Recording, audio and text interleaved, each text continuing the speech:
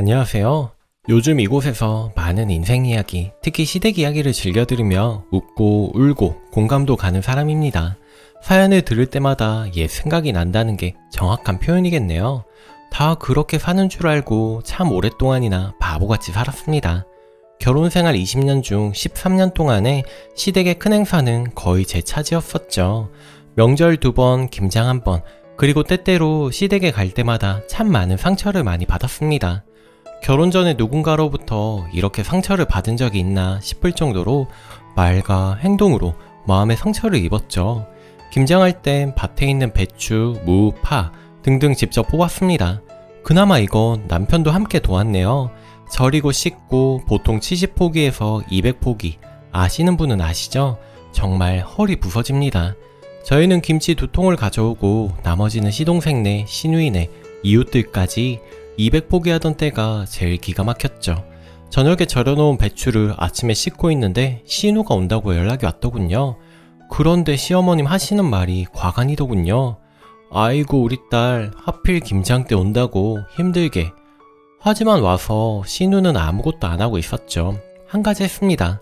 만둣국 끓일 멸치 국물을 올려놓으라고 하니 멸치 몇 마리 넣느냐고 하더라고요. 정말 아무것도 집에서 해본 일이 없는 게 너무 티가 났습니다. 결국 그렇게 신우는 멸치만 넣고 쉬고 가더군요. 신우 결혼 10년 차인데 일부러 그러는 건지 모르쇠로 일관하며 일을 안 하더군요. 이건 다른 날인데 시어머니 저 일하고 본인은 농담처럼 한마디 하시는 말이 옛날의 머슴을 보느니 며느리를 본다더라. 그 이야기를 듣는데 나를 얼마나 바보로 보길래 내 앞에서 저런 말을 하나 싶고 속이 뒤집어져서 집에 와서 남편하고 얼마나 싸웠는지 몰라요. 그때 연을 끊었어야 하는데 그때는 미처 몰랐습니다. 그런 방법이 있다는 것을. 제사 때 밤을 깎으라고 저에게 주시더라고요. 옆에 있는 남편한테 같이 하자고 했더니 시어머니가 한마디 하시더군요. 나는 애들 결혼 전에 그런 거 안 시켰다. 저도 한마디 했죠. 어머님, 저도 처음 해봐요. 저도 시집 오기 전에 행주도 안 빨아봤어요.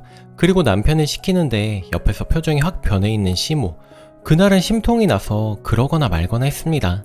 명절엔 전 부치는 일이 제일 큰일이고 오래 걸릴 거예요. 거실 바닥에 기름 튄다고 마당에서 대부분 저 혼자 부치곤 했습니다. 추석에는 더웠고 설에는 추웠고 엄마 보고 싶고 저랑 동갑은 아랫동서도 있습니다. 저희보다 먼저 결혼을 해서 아이도 셋이나 있죠. 그런데 명절 때 제 마음대로 해요. 올 때도 있지만 안 오는 때가 더 많았고 오더라도 음식 다 하면 오거나 가끔 명절 전날 오기도 했지만 5손가락 안에 듭니다. 동서는 돌아가신 아버지 명절 차례상 준비하고 동생한테 차례 지내라고 하고 온 거라고 하더라고요. 전 이해하고 힘들지만 혼자 하는 게 어쩌면 편하겠구나 생각을 했습니다. 그럼 매번 명절에 안 오는 게 맞는데 어떨 땐 오고 어떨 땐 안 오고 일관성이 없더라고요. 제가 결혼 전에 시어머님께 애 맡겨놓고 출근한다고 거짓말을 하고 집에서 놀다가 걸린 적이 있다고 하더라고요. 그래서 동서의 말이 신뢰가 가지 않았습니다. 그렇게 바보같이 산 지 13년이 지났을 무렵 추석 때 명절 전날 음식을 하고 있는데 동선의 5식구가 온다고 시어머니께 전화했다고 하더니 도착 시간쯤 동서가 다시 전화를 해서는 왜 아빠랑 애들만 보낸다고 했다네요. 어이가 없었습니다. 명절 3끼 4끼 먹는 거지만 요리하고 치우고 설거지 10명분 하는 게 쉬운 일이 아니었습니다. 애들도 3명이나 보내서 집안이 더 정신이 없더군요. 그날 집에 와서 온몸에 파스를 덕지덕지 붙이고 참고 인내하던 바보 같은 제 모습을 돌아보았습니다. 자기 딸은 친정에 와서 손에 물 묻힐까 걱정하면서 저에게는 무뚝뚝하게 일만 시키던 시어머니. 그 모습을 떠올리며 갑자기 미친 듯이 화가 나더라고요. 시어머니께 전화를 했습니다. 어머님, 저 13년 지나면 나아질 거라 생각하고 참았어요. 동서한테 얘기 좀 하세요. 일하는 며느리, 안 오는 며느리 따로 있나요? 그런 식으로 사람 갖고 노는 느낌 싫어요. 안 오는 사람 오는 줄 알고 기다리는 것도 힘든데 이번엔 정말 화가 나네요. 저도 엄마 혼자 아빠 차례 지내시는 거 마음 아프고 가고 싶어요. 그랬더니 시어머니가 하는 말이 그럼 너도 오지 마라. 그 한마디에 더 황당하고 내가 그동안 뭐 한 건가 싶더라고요. 얼굴도 모르는 남의 조상 차례 지내러 가서 개고생하고 상처받고 이젠 안 하련다 마음 먹었습니다. 그 전화를 끊자마자 자고 있던 남편을 흔들어 깨워서 고래고래 소리를 지르고 울며 불며 말을 했습니다. 다시는 시댁 안 간다고, 시어머니 전화도 안 받을 것이고 없는 며느리처럼 지낼 거라고, 동의 안 하면 바로 이혼이라고 했습니다. 깜짝 놀래서 저를 바라보던 남편이 미안하다고 그러라고 하더라고요. 그렇게 7년이 지났습니다. 정말 명절이고 생일이고 단 한 번도 가지 않았고 전화하지 않았습니다. 남편도 절대 시댁 이야기 꺼내지 않고 묵묵히 혼자 갑니다.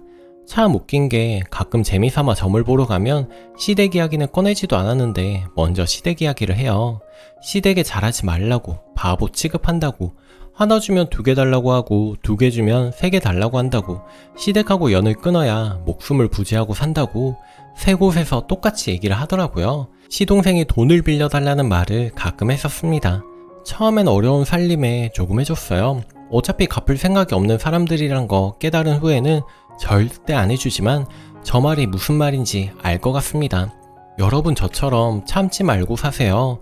참고 살아서 생긴 화병, 우울증 이제는 다 고치고 웃으면서 삽니다. 저도 귀하게 사랑받고 자란 사람이라는 거 잠시 동안 잊고 살아서 시댁에 잘하는 게 남편을 사랑하고 결혼 생활을 행복하게 유지하는 방법이라고 착각하고 살았습니다. 얼굴도 모르는 남편 조상 차례 지내는 게 당연한 게 아니에요. 당신의 아내가 명절에 제사 때 고생한다면 감사하게 생각하고 명절 지나고 나면 고맙다, 사랑한다 표현 많이 해주세요. 일방적인 건 없습니다. 다 이유가 있어요. 제 이야기 끝까지 들어주셔서 감사드립니다. 댓글: 예전에는 시댁과 연 끊고 사는 게 쉽지는 않았죠.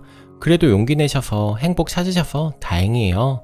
며느리를 머슴처럼 생각하는 시어머니 잘 모실 필요 없다고 봅니다. 쓰니 응원하겠습니다. 2번째 사연. 안녕하세요. 전 3년 전에 결혼을 했고 동생은 3개월 전에 결혼을 했습니다. 저희 부모님 우리 자매 아들 못지않게 잘 키우려고 노력하셨고 서로 원하는 짝을 찾아 적당한 나이에 시집들을 다 갔습니다. 저희 부모님도 딸돈 제인이라고 딸이 둘이었으니 망정이지 자식이 더 많았으면 기둥 뿌리 뽑히고 애간장 다 녹았을 거라고 지금도 말씀을 하십니다. 그만큼 자식들 다 시집 보내기 힘드셨고 지금도 힘드신 것 같아요. 우선 저부터 결혼시키실 땐 반대가 심했습니다. 무엇보다 장녀이고 기대가 컸고 부모님 욕심에 조금이라도 형편 좋은 시집을 가길 바라셨겠죠. 우리 신랑은 사람이 정말 착하고 성실하여 전 그것만 보고 결혼을 결심했죠. 시댁 형편 그런 거 생각을 안 했습니다. 세상 물정을 너무 몰랐네요. 막상 결혼할 때 정말 시댁에서는 집 얻을 때 단 한 푼도 지원이 없더라고요. 신랑이 모은 돈으로 조그만 아파트 전세에서 신혼집을 시작했습니다. 나도 부모님께 손 안 벌리고 결혼하려고 했지만 전 직장 생활한 지 얼마 되지도 않아 일단 부모님께서 모자란 금액은 지원해 주시고 결혼 후 갚겠다고 했습니다. 부모님은 그런 조그만 아파트에 들어갈 것도 없는 살림이라고 혼수 얼마 되지도 않겠다며 사위에게 섭섭해 하시기도 하고 저 스스로 혼수해 간다는 모습에 대견해 하시기도 한 것 같습니다. 시부모님은 아무것도 못 해주는 게 미안하신지 정말 착하신 분들이라 정말 예단도 이바지도 하지 말자 하시고 최대한 간소하게 결혼식을 치르자고 하셔서 그렇게 친정 부모님으로서는 큰딸 화려하게 시집을 보내고 싶은 마음 드셨을 텐데 정말 소박하게 결혼식을 치렀습니다. 예물이며 예복 모두가 간단히 주고받은 거였고 제 살림, 혼수도 일부러 싸고 좋은 걸로 전시품으로 골라가며 넣었죠. 결혼 후 부모님 카드로 긁은 혼수 비용이 다 갔고 맞벌이 부부라 그래도 조금 안정될 때까지 아기는 조금 미루다가 얼마 전 아기가 생겨서 내년에 태어나네요. 문제는 여기까진 괜찮았는데 여동생 결혼을 할 때부터였죠. 동생은 졸업 후 공무원 시험을 준비하고 사귀는 사람이 있는데 도저히 부모님께서 나이만 먹고 안 되겠다 싶어 먼저 결혼을 서두르셨습니다. 친정 부모님께서 저희 시댁이 우리 집보다 정말 기울어서 반대하셨다면 동생은 시댁보다 우리 집이 기울어서 시댁 쪽에서 반대를 한 것 같았습니다. 일단 동생이 직장이 없이 공부만 했던 아이라 그게 싫었던 것 같아요. 그래도 동생 커플 오랫동안 사귀었고 서로 정말 사랑했기에 결국 결혼을 승낙받고 혼수를 준비를 했죠. 제 부대 사람이 직장이 서울이라 집 구하는 게 만만치 않았을 텐데 부잣집이라 그런지 시댁 쪽이 거의 몇십억 아파트 집을 구해주시더군요. 원래는 사주려고 했지만 며느리 하는 걸 봐서 사준다는 국리책을 쓴 듯 했습니다. 그러니 동생은 신혼집 대출 없이 꽤 좋은 위치의 넓은 집에서 시작하게 되었죠. 그런데 역시 세상에 공짜는 없는지 그만큼의 집을 해줬으니 그 시댁에서 바라는 게 많더군요. 저희 부모님께서는 행여나 딸 흠잡힐까봐 예단 선물이며 신랑 예물 예복 아주 신경 써서 해주려고 했습니다. 그런데 그 시댁에서 생각하는 수준은 우리가 생각하는 브랜드 수준이 아니더군요. 부모님께서 제가 시집갈 때 정말 간소하게 해서 그 정도의 조금 위 수준이면 되겠다 생각을 했는데 전혀 아니었습니다. 처음 들어보는 고가 명품 가방에 양복, 시계를 원하더군요. 동생은 당장 파혼하겠느니 난리가 났습니다. 엄마께서 간신히 동생을 설득하고 다 해줄 수 있다며 저와 엄마가 동생을 말리고 진정을 시켰죠.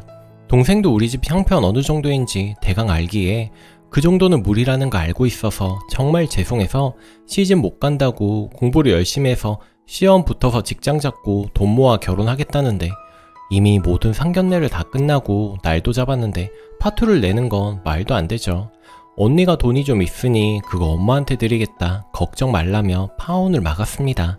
결국 동생은 꽤 가격이 나가는 집 전세라도 얻어주시는데 저와 차원이 다르게 가구며 가전제품, 최신형으로 했습니다.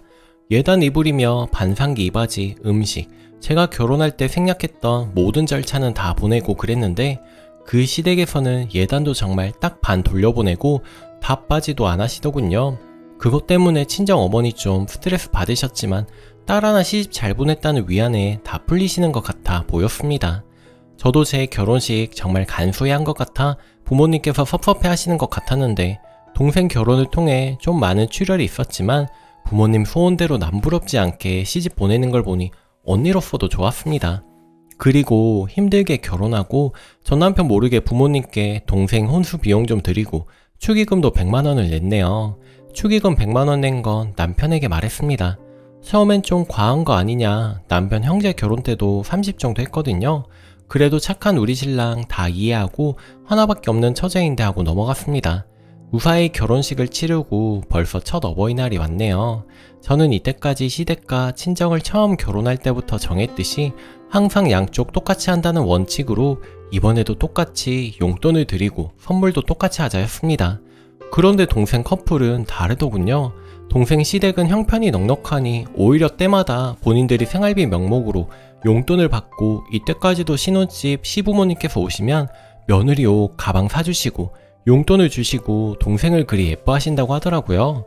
그래도 안 가겠다던 시집가서 그리 예쁨을 받고 잘 살고 있으니 좋긴 했지만 동생 커플도 참 합리적이게도 양가 집안에 모두 똑같이 안 하자는 뜻으로 정했다더군요.